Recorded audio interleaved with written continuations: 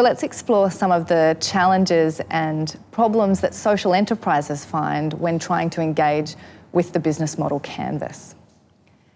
Isaac, I'm wondering, you've had a lot of experience with hundreds of social enterprises now and the business model canvas as a tool. What are some of the common things that you find trip up a social enterprise or things they struggle with the canvas itself? Good question. Probably the number one thing they struggle with is they want the model to talk about why this business exists, and they want to talk about why this social cause is so important and why everyone will support my social mission. And we go, there's a place for that. And it's in a separate box of the canvas called intent, and intent sits above the rest of the model. And what that is, it's kind of why you're starting the organisation, what the organisation exists to do, and sort of a bit of how you'll know you've hit that social target. That intent box, though, isn't on the standard canvas, is it? It's not. The standard canvas has 9 boxes, and it's a great tool for looking at it through a commercial lens. So why intent is so valuable is that by putting that kind of at the top and having that as a reference point, we then have a really clear way to articulate the commercial side of the social enterprise. So not just who's my beneficiary, so not just who's benefiting from it, but who's my customer who's paying me.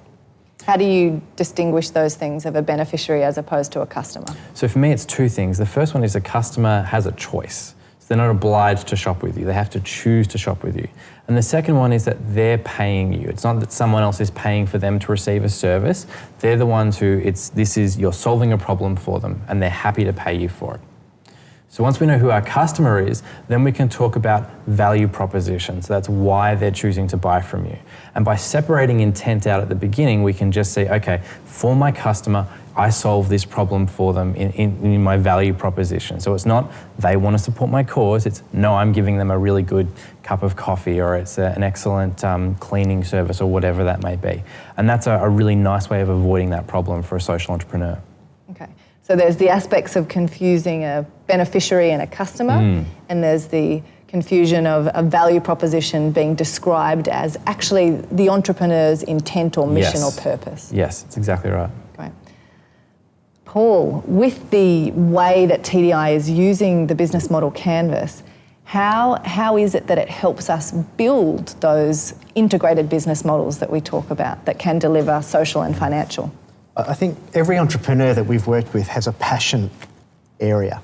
So some are really good at operations, some are good at sales, some are good at thinking about how to bring about social change or environmental impact.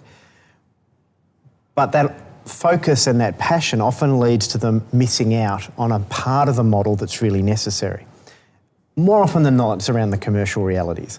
They're really passionate about their social mission, and what the canvas helps drive out is how does all the bits of the business come together in a sustainable, economical way to help deliver that mission. And so what the canvas really aids an entrepreneur to do is to highlight their blind spots. And we all have them. That's often why we put together entrepreneurial teams rather than just individuals. But the canvas framework helps us identify those areas. And I think one of the things Isaac does really well with the entrepreneurs he works with is to get that sense of a heat map. What's working really well, what's not working really well in this model, and what do we need to change? So it drives them to think about all of the business, 10 boxes rather than maybe one little box. So if you're going to run a social enterprise as opposed to just running a charity, engaging in this way with the business model canvas can actually help in that transition.